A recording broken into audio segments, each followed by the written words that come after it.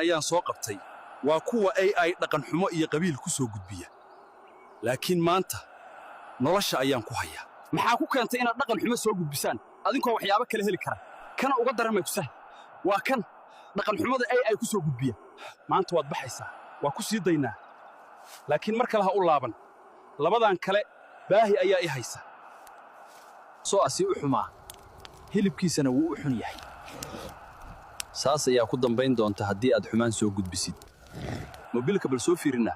waxay ii soo qortay adigana iga horwareen fideoga like saar qofka xiga waa adiga maanta waxaan idiin sheegi doonaa sida kayntaan uga noolahay cidam ila socda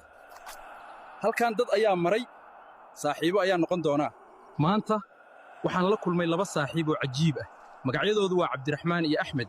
waxay ii sheegeen inaan hadda nahay saaxiibo run ah waanu gaajoonaynaa labaduba marka Axmed ka waran haddii aan saaxiibka quraac ka dhigno anigii adiga kayntaan ku raaxaysan karnaa isagoo hagaag quraaca hagaag